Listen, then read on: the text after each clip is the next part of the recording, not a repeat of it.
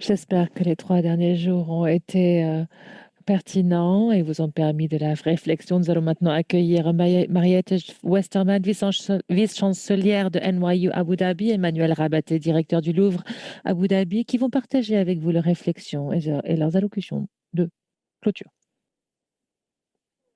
Bonjour à tous. Bonsoir ou bon après-midi ou bonjour, où que vous soyez dans le monde. Nous revoilà dans cette session de repenser les musées. Nous sommes à cette dernière session de ces 3 jours de symposium et nous sommes très heureux de vous avoir ici avec nous. Je m'appelle Mariette Westermann, je suis vice-chancelière de New York University Abu Dhabi et nous sommes en direct du centre artistique sur notre campus sur l'île de Saadiat. Je suis ici avec Manuel Rabaté. Bienvenue Manuel. Manuel est le directeur du Louvre Abu Dhabi, le Louvre Abu Dhabi qui est un musée juste à quelques kilomètres de notre campus.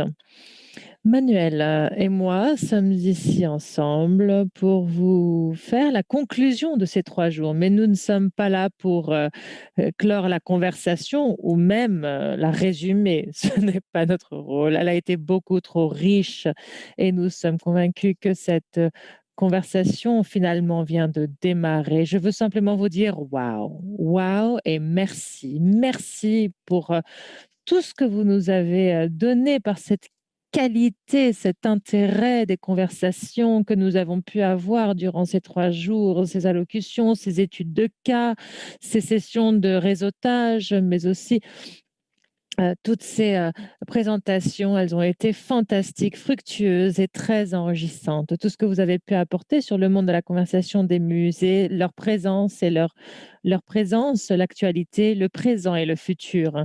Je peux dire qu'entre nous, que Manuel, c'est moi qui ai parlé durant les 3 derniers jours. Nous avions beaucoup d'attentes. Oui, nous avions beaucoup, beaucoup d'attentes. Nous savions que ça allait être extraordinaire, mais je pense que nous avons dépassé tout ce que nous espérions atteindre. Vraiment, nous avons dépassé toute attente et c'est un des trouvailles extraordinaires. L'énergie que vous avez apportée jusqu'au bout a été sans précédent. Avant de continuer, nous souhaiterions ensemble, au nom de nos institutions respectives et d'Abu Dhabi, qui est notre maison, nous voudrions vous remercier d'avoir été avec nous.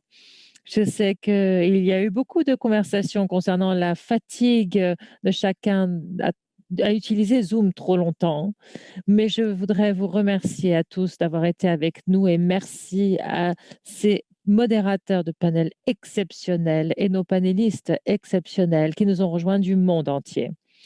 Je voudrais vous remercier, Manuel, chers collègues, d'avoir été d'accord de faire ce symposium ensemble. Et je voudrais remercier nos équipes qui ont été dirigées par Anaïs Aguerre de Culture Connect qui a continué à mener cette conférence. Du Louvre à Abu Dhabi, nous avions de votre équipe tant de personnes qui ont travaillé avec nous. J'aurais souhaité mentionner Sarah Al-Ghanem, Rosemary Musso, Ali Al-Shamsi, Hugo Bertoni, et tellement d'autres qui ont travaillé ensemble avec nos équipes à NYU Abu Dhabi, notamment Solomon Magdadi, Maya Allison de la Galerie d'Art, Rendon Falkenberg, Robert Partitius. Encore une fois, c'était une course sans relâche que nous avons couru ensemble, mais je sais qu'il y en a d'autres que vous souhaitez remercier. Il y a tant de personnes que je dois remercier pour la réussite de cet événement. Effectivement, Mariette, je ne voudrais pas réitérer ce que vous avez dit, mais je voudrais échoer un grand remerciement et une grande admiration que j'ai pour vous, Mariette, pour ce superbe projet que nous avons développé ensemble et que nous avons pu offrir au monde et à la communauté ici. C'était important pour NYU AD et le Louvre Abu Dhabi. Vous avez nommé beaucoup de personnes. Nous aussi avons commencé à lancer cet événement en remerciant de nombreuses personnes, mais je pense qu'il est important de se rassembler, que tout le monde a travaillé dans le détail. Et de tous les noms que nous avons donnés, qui sont très importants, et je suis d'accord avec vous, je pense qu'il nous faut aussi remercier les interprètes les interprètes qui ont travaillé avec nous sans relâche en arabe et en français. Et c'était très important pour nous de nous assurer que les 3 langues aient été traitées de façon équitable et que ces 3 jours aient été gérés avec les langues. Gwyneth, Elliot, Marc et toutes leurs équipes ont travaillé à gérer les interprètes. Ces interprètes ont été extraordinaires. Merci. On a mentionné la fatigue de Zoom, mais c'était aussi l'énergie que Zoom peut puiser, peut pomper. Et Anaïs a été extraordinaire parce qu'elle était entre le Louvre à Abu Dhabi, NYUAD, et les interprètes en charge de créer cette relation et cette harmonie entre tout le monde. Et ça a été elle, la véritable architecte de ce symposium. Merci Anaïs. Si je puis me permettre, Mariette, je suis très heureux que nous ayons commencé ce symposium au Louvre à Abu Dhabi et après avoir fait le tour du monde, finalement, on arrive ici à New York, Abu Dhabi, New York University, Abu Dhabi, et dans le campus, à une distance sécure. Nous sommes dans le même espace, mais nous maintenons cette distance de sécurité. Et je voudrais revenir avec vous sur cette notion de succès. Pensez-vous que nous devrions être fiers de ce que nous avons fait? Devons-nous recommencer? Devions-nous faire plus? Écoutez, moi, je le referai et j'espère que vous nous accompagnerez pour le faire aussi. Il est si intéressant de parler du parcours de nos institutions. Manuel et moi avons eu la chance d'être à la fondation, d'être là à la fondation du musée et de l'université, et nous nous connaissons depuis très très longtemps. Nous avons une très belle amitié. Nous sommes très heureux que Laurence Descartes, d'ailleurs, qui était avec nous en tant que présidente du musée d'Orsay, mais elle a été présente tout le temps avec nous. C'est une très belle histoire que nous partageons. Mais ce que nous avions pensé il y a 1 an, c'était d'établir les fondations pour réimaginer comment les musées pourraient redéfinir leur mission. Et ces questions sont aussi pressantes que lorsque nous en parlions, même avant la pandémie. Donc, cette conversation est survenue au mois de juin et nous avons décidé d'aller de l'avant, de continuer. Nous avons décidé que la communauté globale mondiale des musées se poser les mêmes questions. Souvent, ces questions ont été posées et critiquées, mais aujourd'hui, je remarque que finalement, on s'est serré les coudes et nous sommes tous ensemble à aller de l'avant.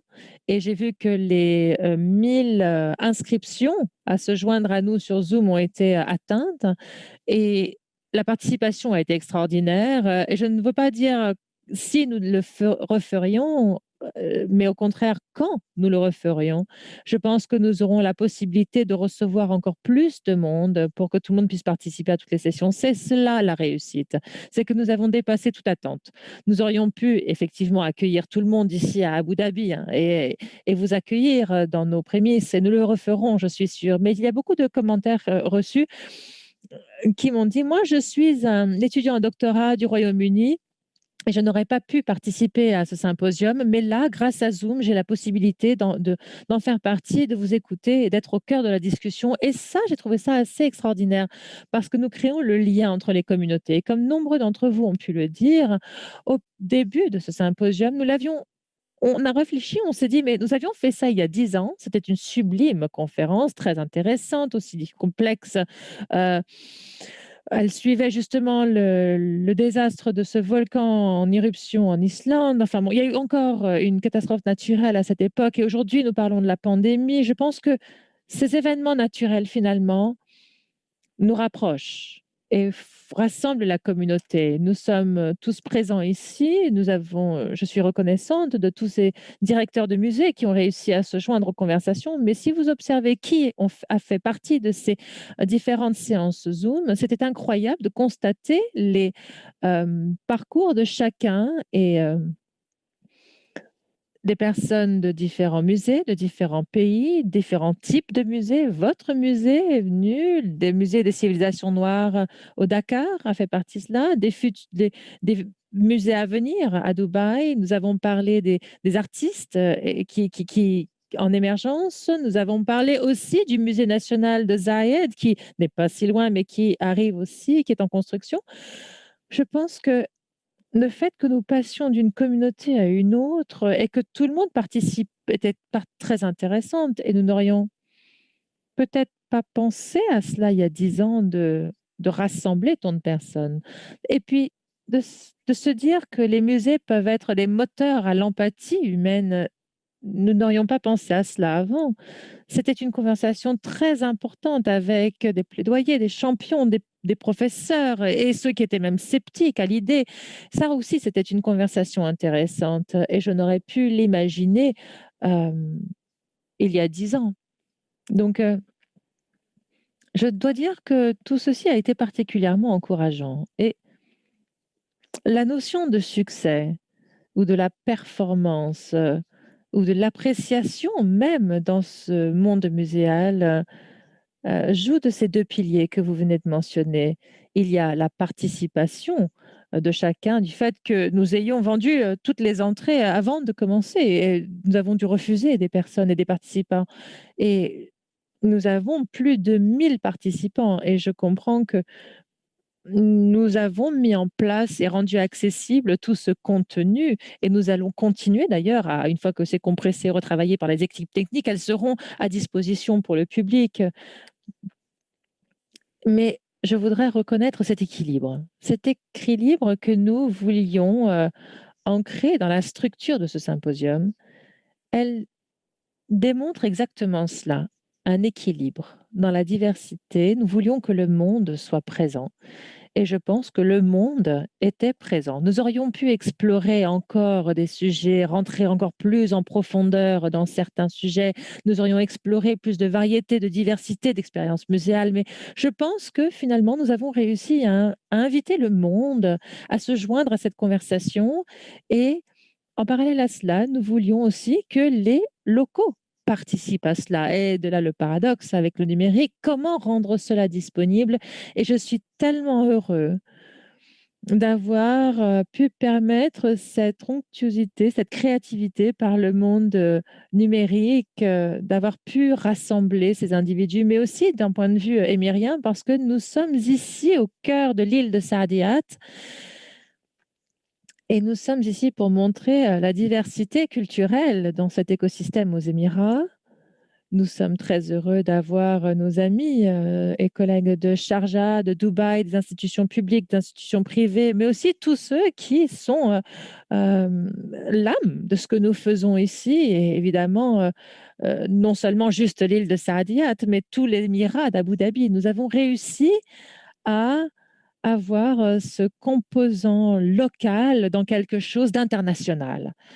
Et ça, pour moi, c'est aussi une réussite et on peut en être très fier.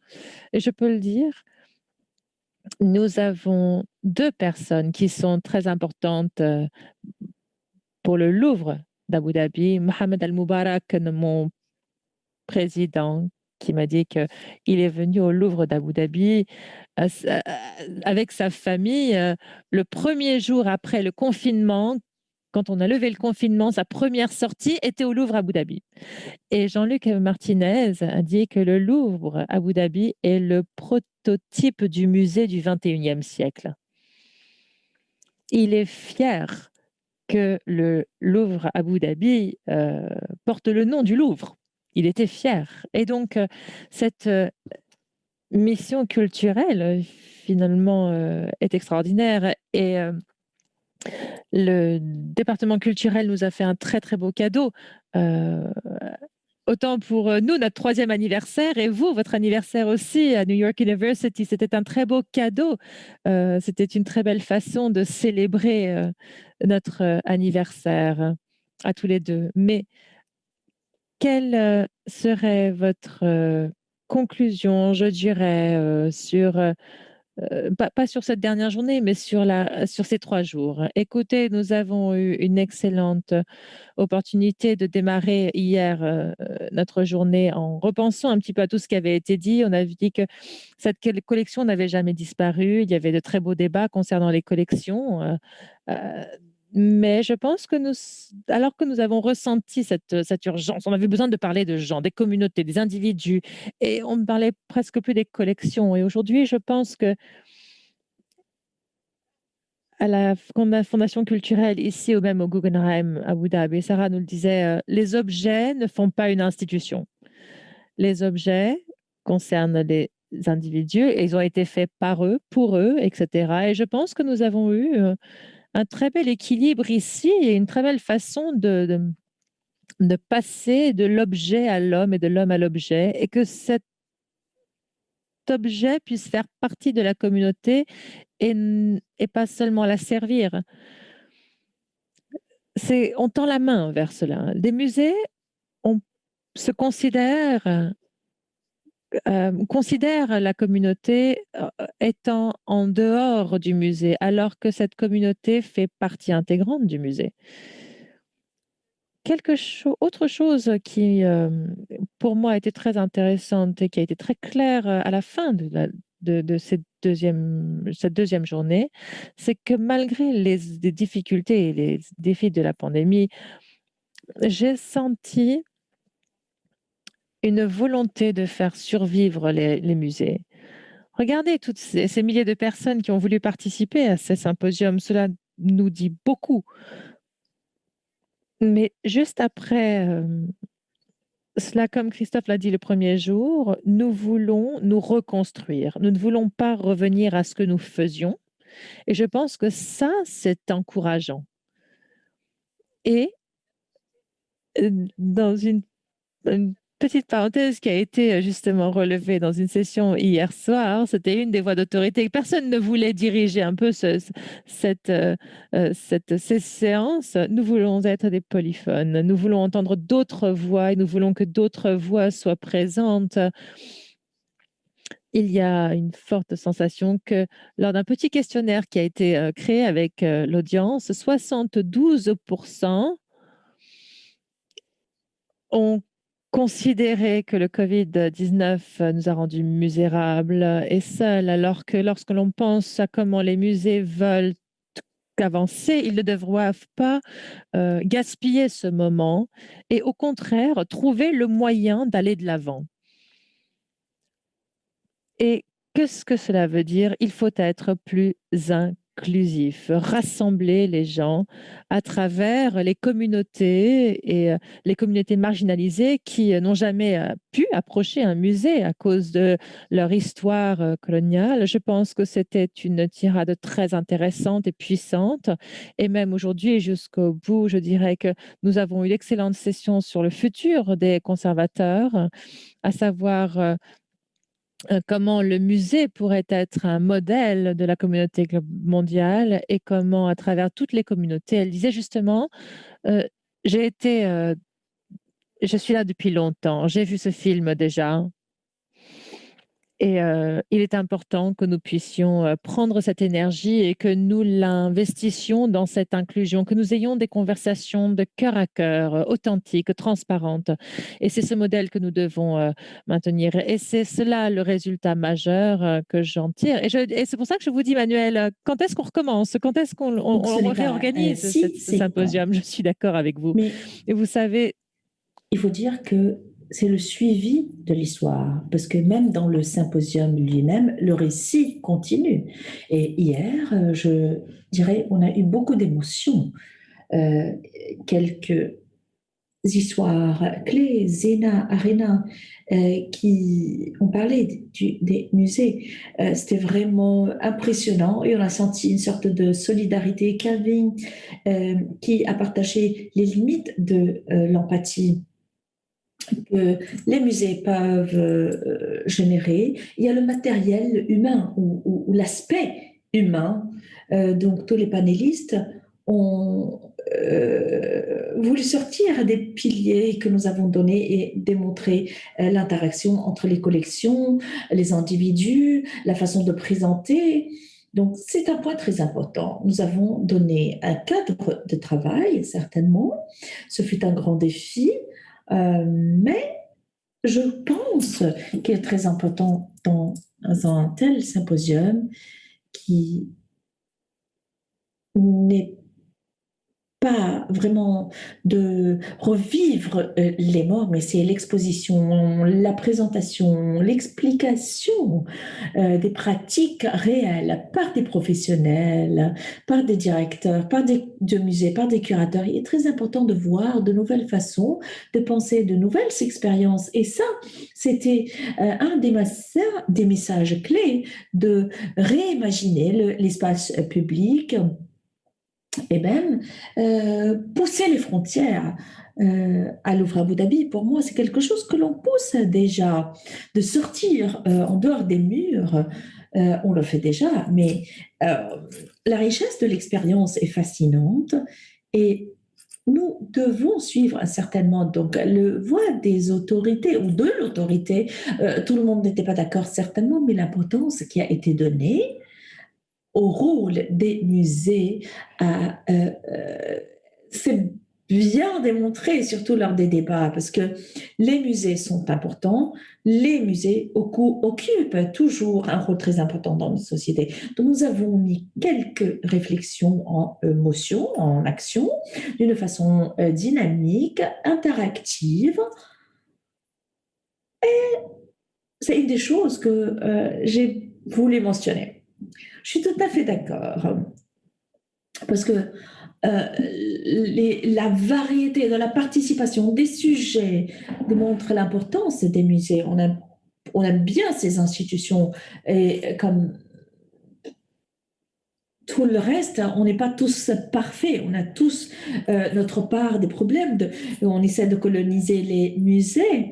Le curriculum aussi essaye d'être colonisé aux universités, au musée, le curriculum archéologique. Mais l'importance pour les musées qui a été démontrée d'une façon très très belle avec le ministère de Culture et de Jeunesse des Émirats arabes unis, Nour Al-Kabi, qui a donné son discours hier et qui a dit que une chose que les musées ont perfectionné, c'est la lutte pour sauvegarder les souvenirs et sauver les souvenirs. Parfois, les musées oublient quelque chose, hein, mais en théorie, ils ont cette capacité universelle de revivre ou de faire revivre l'histoire. Et les exemples qui ont été donnés dans les différentes sessions le montrent. Dans la session de l'empathie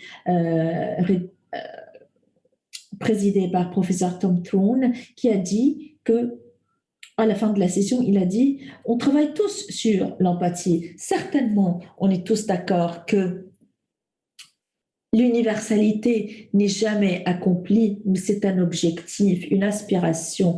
Et ça, en lui-même, a une excellente valeur pour les musées. Donc, c'était une citation qui a résonné. Un autre thème aussi qui a été mentionné d'une façon très très belle par le fondateur et le directeur du musée des arts interactifs, la puissance de la récit, de raconter les histoires.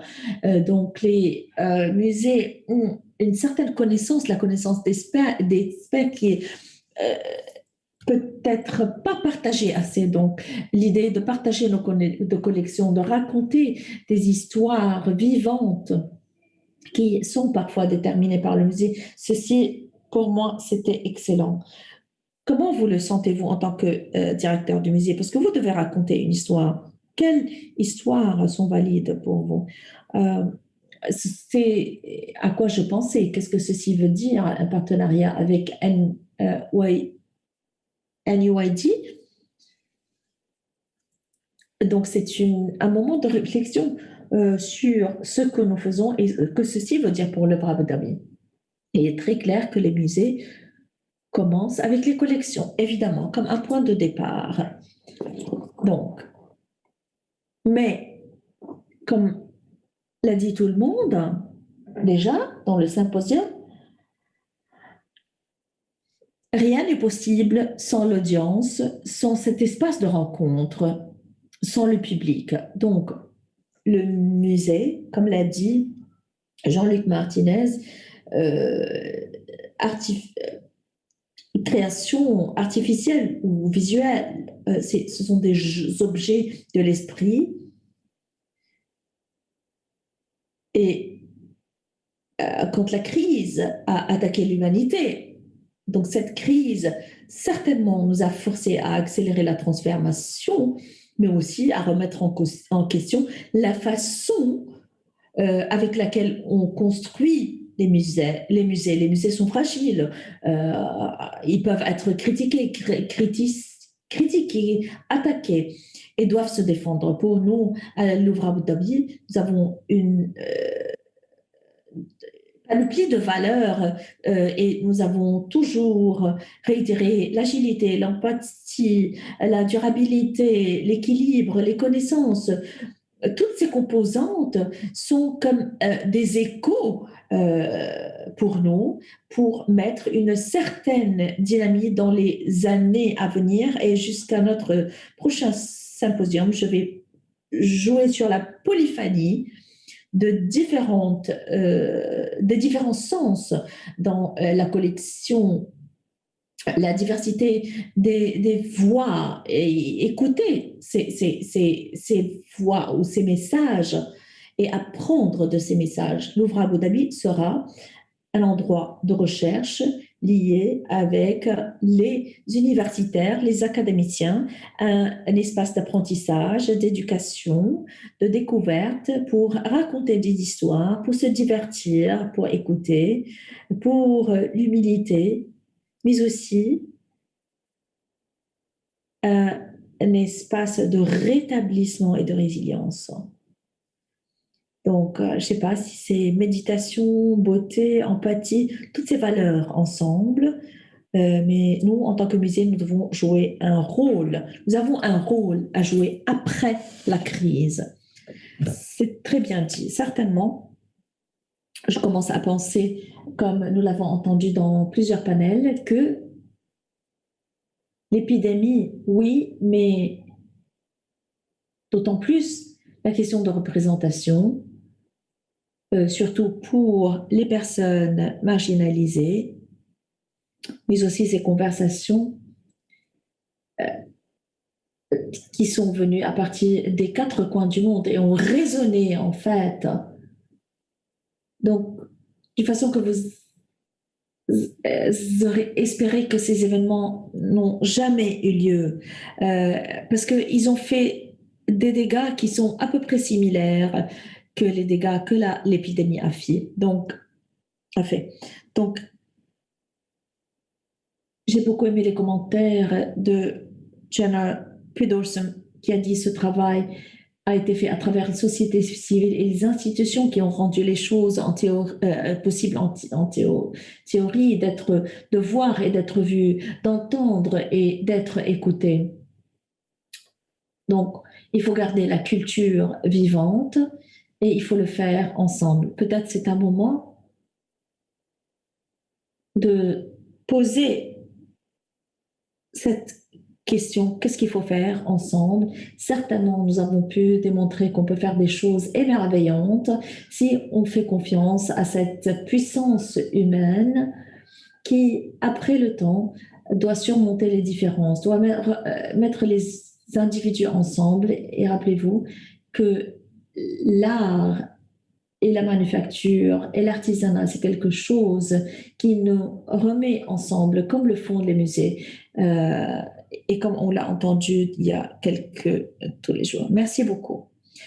Ariette, je reprends ce que vous venez de dire. Qu'est-ce qu'on peut faire ensemble? C'est une question qu'on se pose. Ici à Abu Dhabi, à Saïdiat, entre New York University et Louvre Abu Dhabi, on peut créer, on peut faire beaucoup de choses ensemble. Merci beaucoup. Et merci beaucoup. Et n'hésitez pas d'aller sur le canal YouTube pour voir si vous n'avez pas pu être présent.